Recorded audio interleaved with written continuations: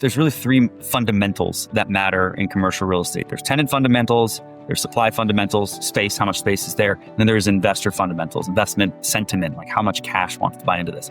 And those three things can affect the outcome of a deal from an economics perspective. Welcome to Truly Passive Income. I'm Neil Henderson. And I'm Clint Harris. And our guest today is Ben Lapidus. As the former CFO of Spartan Investment Group, Ben helped grow the company to $70 million in annual revenue. He's also the co-founder of the Best Ever Conference, which is near and dear to my heart. It's also one of the commercial real estate's leading events. That's something that's coming up next month in March in Salt Lake City. We'll talk more about that. We'll talk more about that. Very excited about that event. Currently, Ben is developing what he calls condo flex spaces. Excited to talk about that as well. It's a new concept combining industrial condos with lifestyle amenities. Ben, how are you, sir? I'm doing well. Thank you both for having me. Neil, Clint, good to see you guys again. Good to see you as well, man. Always good to see you. Used to seeing you on the stage in Salt Lake City. Looking forward to that next month. Before we start talking into a lot of different things, for people that don't know, tell us a little bit about yourself. What's your background? Everything you did with Spartan, what you're involved with now, and where you're headed. Yeah, sure. So I've been a nerd at heart since forever. Got my degrees in finance and economics. Almost did the math thing, but I started a study abroad company instead while I was in school. I was living in Costa Rica, did that for a few years, sold out, learned how to make a pretty banger event by doing the study abroad company. Did the ad tech thing for 5 years, learned everything about big data just to help me kind of compute data structures and get better at research and data warehousing and understand the flow of information around the planet. And then from there, in my mid-20s, started accidentally syndicating single families, multifamilies, got up to about 50 units across the Eastern Seaboard, moved out to Denver, started the Best Ever Conference as a way to connect LPs and GPs in a space, a marketplace style space. We pride ourselves on collisions per capita. Quite a few companies have been formed out of that company. Quite a few dollars have been placed. Quite a few deals have been done. That Neil just pointed yourself there, right on. I didn't know that. Oh, that's right. You guys met at the first Best Ever Conference, didn't you? That's right. 9 years ago. Yeah, me and Eric Hemingway. Yeah.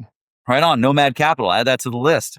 And met my former partners through the Best Ever Conference as well. We did about $500 million of self-storage, learned a lot about investing, development, building a company along the way, got up to about 125 folks. And my role there was anything quantitative: acquisitions, asset management, capital markets, financial planning, strategy, accounting, fund administration. So that came all under my purview, the core investment functions. And so I've always been the nerd all the way through and continue to be so. But I also enjoy making complex concepts understood by for the layman. So I'm excited to be here and to chat about truly passive income. Man, so much there. We can't go back. I would love to dig into your background because I always love talking to you about it. But we're going to focus in today because we've got a limited amount of time with you today. So before we move on, I will say this. I met Neil through Bigger Pockets and just different posts and stuff like that. And he invited me to be on his podcast years and years ago. We ended up doing several podcast interviews together, but we met through that post. And from the very beginning, he was telling me about these partners that he'd met out at Best Ever. As soon as I met our partners, Eric and Levi Hemingway, within the first 2 conversations that they had, Best Ever come up in conversation repeatedly. And I had a situation, the first time I went to that event, I think was 2021, I believe. And I had a moment standing at the rail and did like day 2 or 3 of this conference. And I took time off from my career implanting pacemakers and defibrillators. And I had a moment standing at that railing after one of the sessions, and I was looking out at the mountains in Denver, and I was like, holy smokes, I got to quit my job. Like, I got to stop doing this. And right then, Alex Feliz, is a friend of mine, came by and was snapping photos of the event that year, and he took a picture of me right there at that railing.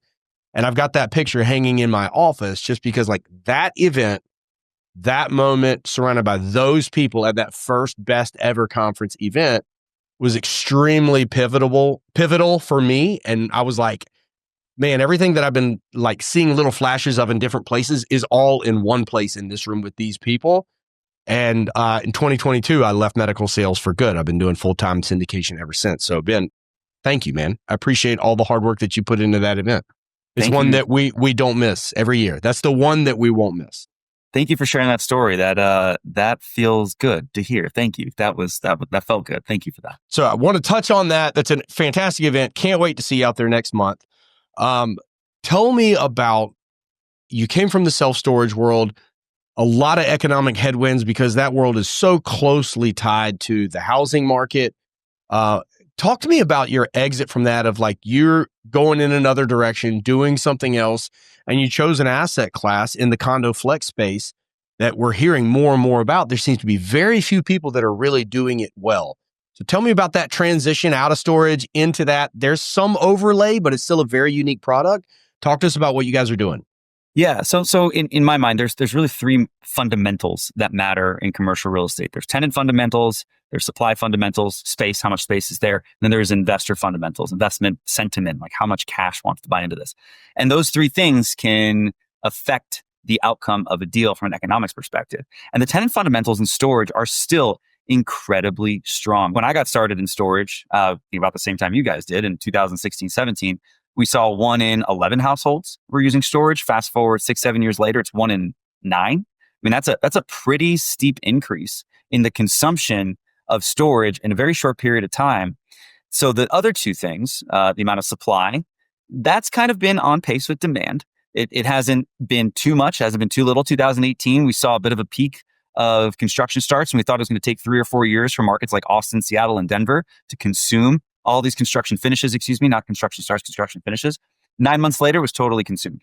And so, there's always been a little bit of a fear, is like, is there too much supply? Is there too much supply? And it hasn't ever quite gotten there as far as I've understood. But it also hasn't been too little supply to allow for these 7, 9, 11, 15% annual rent growth to keep being pushed. The third one is really what made me kind of start peeking elsewhere, seeing what else is out there. And that's the investor fundamentals. I forget the order of magnitude. I always forget how many zeros in a number with stats, but it's either $30 billion or $300 billion worth of office investment equity was looking for a home in self-storage. That's a lot of cash going into a pretty small space relative to, office or hotels or industrial. Self-storage is just not as big as that. And so when you look at the investor fundamentals, they look at it and they say, oh, what a great inflation hedge. I can buy this at negative leverage, but 6 months later be in a positive leverage situation. So let's just run this inflation hedge. I don't have to worry about housing laws. I don't have to worry about all these things that as an institutional investor in core markets I've had to worry about in the past. And the tenant fundamentals are excellent. So let's get the inflation hedge with the same length of stay average as multifamily. Let's get the reduction in kind of jurisdictional fears that we have. And let's also just place this capital into a place with growing tenant fundamentals. And the investor dynamic there just wasn't as attractive.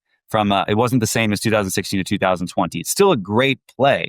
You just have to work a lot harder. So where can I find the same type of tenant fundamentals in a play that isn't as competitive, that doesn't have any institutional players, where I can compete and win? I can become not, the 50th largest storage company, but the largest company out there. Where can I go where I'm not in inning 8 of the investment cycle, but I'm in inning 2 of the investment cycle? And so looking at the garage condo space, I thought it was very interesting for several reasons. First, let's talk about the difference between the two. And shut me off whenever you guys want to if I'm taking too long on this answer. No. Keep going. Keep going. Yeah. Right on.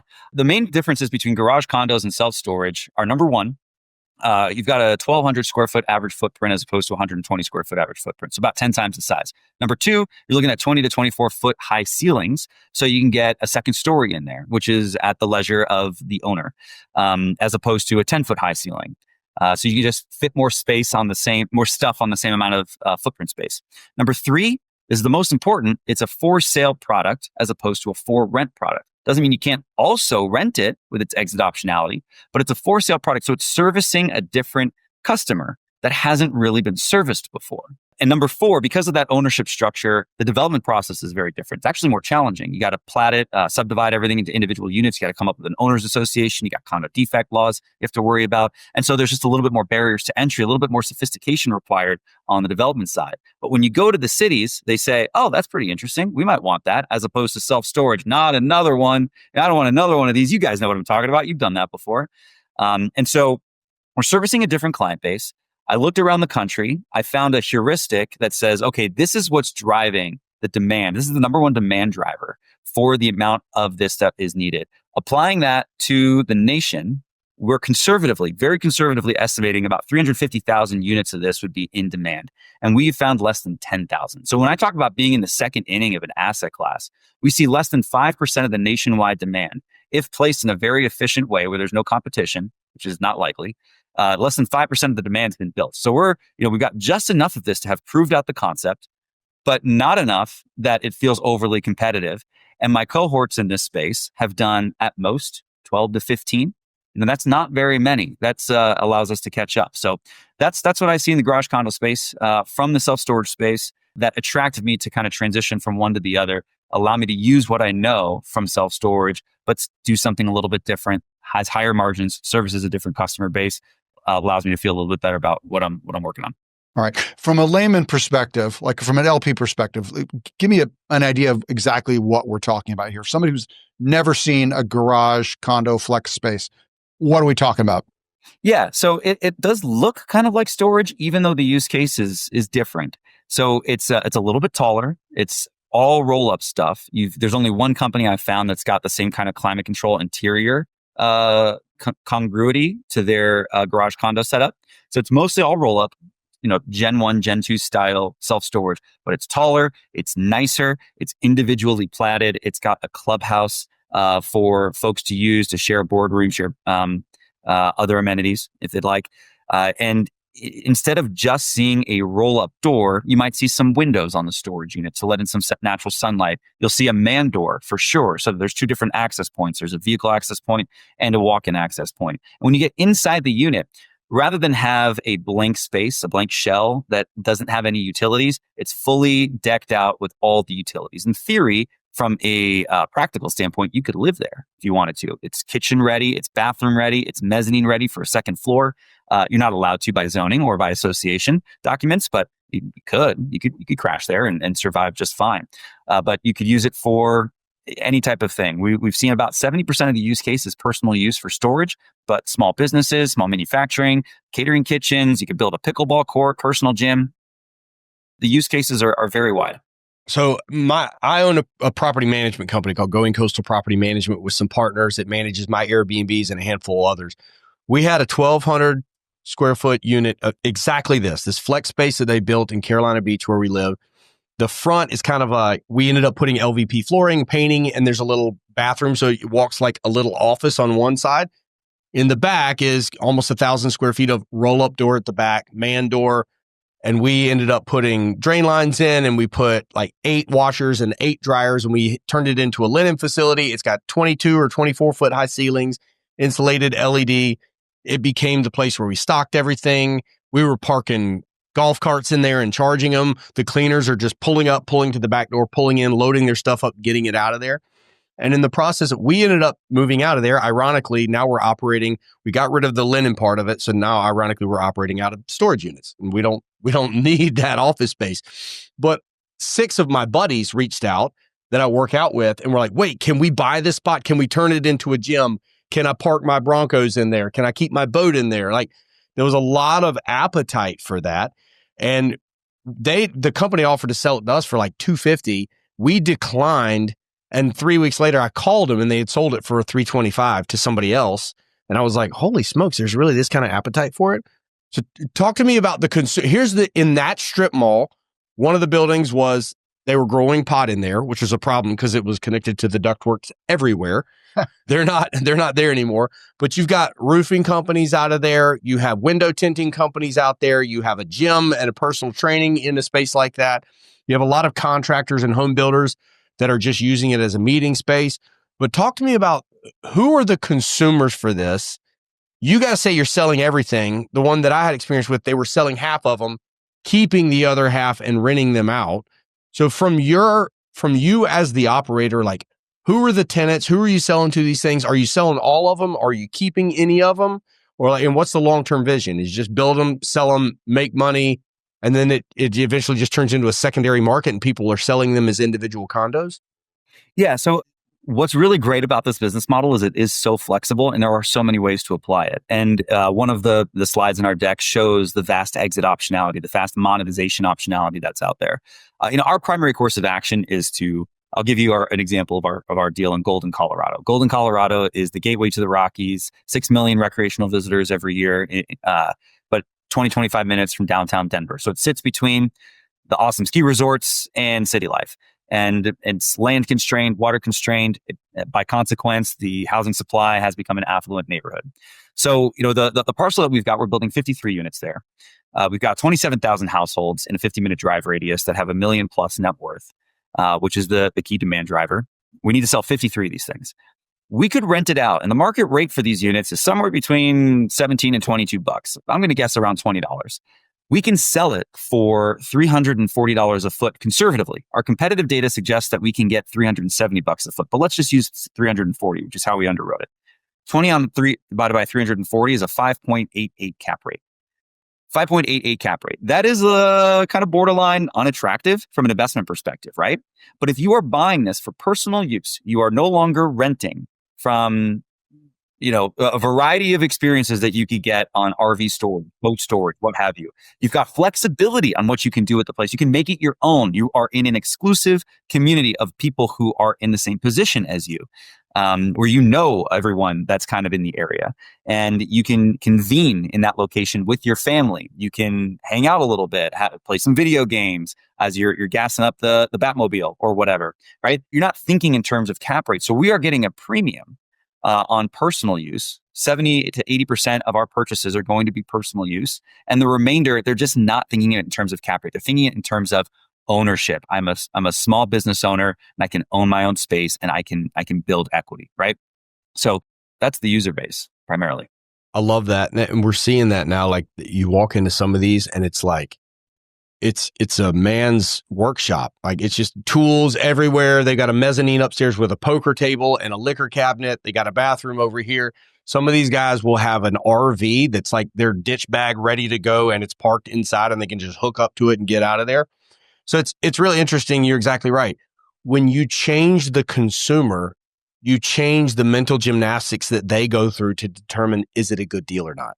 And because there's so little product like this, they're not solving to a cap rate or an IRR or anything else. It's like, how cool would it be to have a 1,200 square foot garage where I can keep my gun, cabinets and my fishing rods and my boat and that kind of stuff. And when it's, they say fishing lures catch more fishermen than they do anything else, right? And it's like that consumer, when they're looking at it for personal use, it's different than a business looking at it. And I think that changes the formula by which it's valued, which is very, very interesting. What are you seeing as some of the this is obviously a new space, and this is development, right? We know this space. We do these self-storage conversions, and one of the hardest things is getting people to have patience with us as we go through the development process. So for your investors, what does the return profile look like, and what does the timeline look like? Yeah. So what's really cool about our deals is we've got the track record on construction, right? We've built $100 million of these metal cubes before, right? So that really kind of leaves us with development risk and disposition risk. And the development risk, we are consuming ourselves. So we are going 100% in on getting our site development plan approval in advance of closing, in advance of capitalization. So we're consuming 100% of that risk as the sponsor and not offloading that to our investor at all.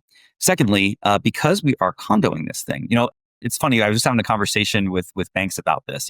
If you are building a for-rent product, they don't ask you for any type of proven demand. They'll ask you to do a feasibility study, right? But they don't ask you for proven demand. Show me the specific people who are going to rent this from you, right? If you're doing a for sale product, they want to know that you've got earnest money in hand, hard, ready to go before they give you the money. And it's like, I need 53 people to purchase this thing, as opposed to I need 500 people to rent this from me, and I've got the reservation form. So I'm able to start my sale. I've already started my sales process on a deal I'm not going to have entitled until May. Within 3 weeks, I'm 34% pre-reserved. I haven't announced. I haven't done any marketing. The demand for this in this particular location anyway is so large that people have found us just out of the blue, and we're 34% pre-reserved. The heuristic is about 70% of these pre-reservations convert into a transaction. So, I'm not taking all of them at face value. But what I'm going to end up doing is I'm going to buy the land fully with equity. We're going to convert these reservations into hard money contracts. So 5% down, sitting in escrow. I'm going to hand that to the bank. and then the bank's going to give us the money to start doing the work. And so we're seeing, and then 99% of those that are contracted are going to close. Is the heuristic there. So we are basically identifying our end buyer before we're even getting started, but it's not an institutional buyer that's expecting a discount because they've offloaded the risk for us. In fact, a lot of these buyers are interested in investing because to them, they're looking at it just as a way to discount their unit. So, I can't tell people what I think the true IRR is going to be because no one will believe me. Like you put an IRR that's too high, no one's going to believe you. So I think it's very feasible that we are sold out within about 18 months of when we capitalize, but we underwrote for 36-month time frame, and for that we're targeting high 20s IRR.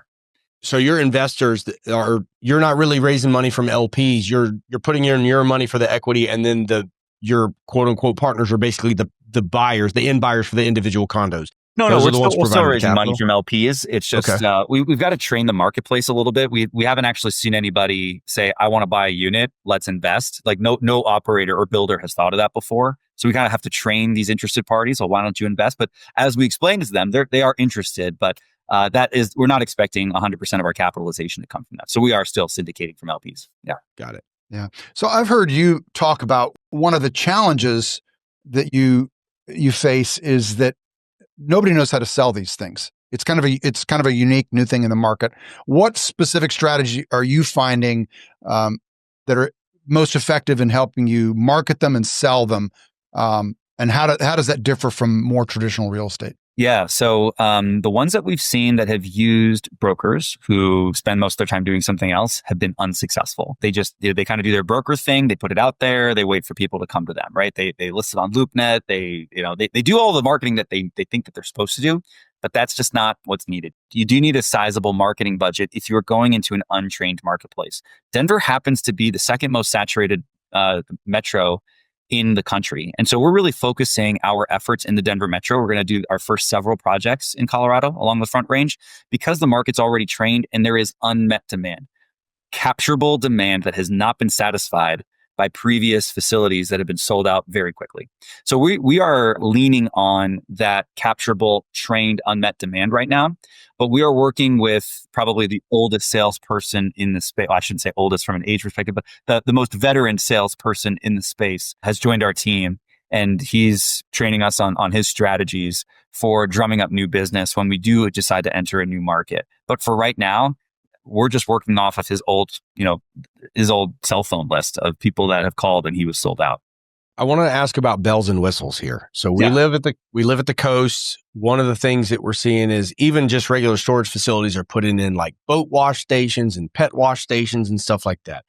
I'm curious to know about your location. And so I want to ask you a hypothetical of the perfect Ben Lapidus condo, this type of product that you're putting out there, quote unquote, man cave garage condos, in terms of location, where are you putting it, amenities, what it has, the blend of work, play, storage. If you're building out that product, what does it look like and where are you putting it? Proximity to a lot of different highways, proximity to food options, proximity to many neighborhoods that are affluent. And I'll tell you, that's a double tapper on that third point there. Because one, the affluent marketplace is going to want more space. You got a $2 million, net worth household. That's enough money to own a $300,000 toy, let's say, like recreational vehicle, but really not enough money to have the facility at your home to house it there, right? That's kind of at like a 15, 20 million plus net worth. So if you're in that like $2 to $10 million, $1 to $10 million range, like we're interested in you as a net worth household. And secondly, if you are a small business owner that is an electrician, a contractor of some kind, you want to service those neighborhoods. You want to be central to them. So there's really two different avatars that would want to post up at a location that's central to affluent neighborhoods. I think that if you're in a location, we look at luxury storage purchases. We look at boat and RV spending indexes. So we've got access to data sets for both of those. And so we're looking for locations that spend more money on luxury vehicles, boat and RV spend relative to the rest of the country. Our location in Golden's got higher spend in those areas than Malibu and Scottsdale, if you can believe it, as an index anyway. And so we're just looking for those types of areas and places where competition is going to be limited. So, we're not going out into like the new locate. Like, and if I was standing up a storage facility, I'd be willing to stand one up in a tertiary market, almost rural market that might have been underserved. And there's lots of land surrounding me. Here, I'd like to be a little bit more of an infill location. What are some of the more common pitfalls and misconceptions that people have about this space? Who the heck would buy these things? And am I going to lose money on it? And so it's crazy how many people are actually interested in these things. How many people do actually own large toys? And space is getting smaller. The average home, there was an article that came out yesterday, how much square footage on average can $300,000 buy you in each state? And, in Hawaii, it's like 700 square feet, right? I think West Virginia, it was the only state that was over 2,000 square feet. So even if you have a $1 million home, it's valued at $1 million today. You're living 20 minutes outside of a major downtown area. You're still probably somewhere in the 2,500 to 3,500 square foot range. Like, you do not have space for your toy. You probably are subject to HOAs or at least to some zoning, limitations. So there is a lot more demand than you'd think, and people don't want to spend $300,000-$400,000 on a toy and then put it in a rental facility. Oftentimes, they want to be able to control their own space, and so there's interest there. And then secondly, that it's going to devalue over time. It might, but as it stands right now, we're seeing resales at about a 30% premium, 30 to 300% premium to original sale. And that's because people are decking these things out to a certain extent, right? So like, I can buy this with my hardwood floors already installed and my like cool cigar lounge already built out. That'll be like $1,000 a foot sale. But even if you're just reselling the empty shell, if we sell it for $340, we're seeing somebody else sell it for $380, $450 because of supply and demand. They just want to be in that facility, and there's a very limited number of these. Once they're sold, they're sold. Yeah. And you still have, even if you sell a unit, you still have some ancillary income through the condo association, or is that pretty much just covering expenses? There is a competitor out there that does ground leases and continues to make mailbox money even after they sell the improvements. Frankly, one of our values is to be customer focused, and we want to just offer delightful experience to investors, delightful experience to partners, delightful experience to customers, people buying these units from us. We want everything to be transparent. We want it to be non-exploitative, and we want our incentives to be aligned. So we're going to get in, we're going to offer a service as a developer. We are going to have an accelerated outcome. Another one of our values as a company that's incentive aligned with our investor base, and we're just going to wash our hands of it. If we try to continue to scrape mailbox money, that becomes an entire operation with a platform. Now we have to finance a team to manage it. It's administrative. Now we're doing fund administration on very small checks out to the investor base. And that's doable. It's just we're trying to keep things simple. We're trying to keep things attractive. And we want to just move on to the next one and produce more wealth for more people and produce a great product for our next round of customers. Yeah. We're seeing a lot of investors that feel the same way these days. A lot of times we're doing these long-term hold deals. And the reality is, I think so much volatility over the last few years has created this recency bias, and people don't have faith to tie themselves to a business plan that's 7 to 10 to 15 years long. Yeah. Some people do, and there always will be different people that fit that category. But I hear you. Sometimes it just feels nice to like tie up the loose ends, get a paycheck, and move on. So I hear you. Well, Ben Lapidus, it's always a pleasure talking to you. This has been a really interesting conversation. I wish we could go longer, but we're short on time. If any of our listeners want to reach out to you, find out more what you're all about, and maybe about the best ever, what would be the best way for them to do that? Yeah, you can hit me up at ben@playground.properties. If you are interested in learning more about garage condos, or if you're interested in the conference, you can go to besteverconference.com and be excited to see you there. All right, great. Can't wait to see you next month. We'll see you in a few weeks. Yeah, thanks so much, Ben. Appreciate you. Look forward to seeing you live in a couple of weeks. Awesome. You guys too. Thank you so much for listening and watching the Truly Passive Income podcast. If you liked the show, if you think it would be useful for someone else, the greatest compliment that you could give us would be to share the episode, leave a comment down below, or leave us an honest review. If you have any questions, don't hesitate to let us know down below. And remember, with truly passive income comes freedom of time, place, and the freedom to pursue your higher purpose.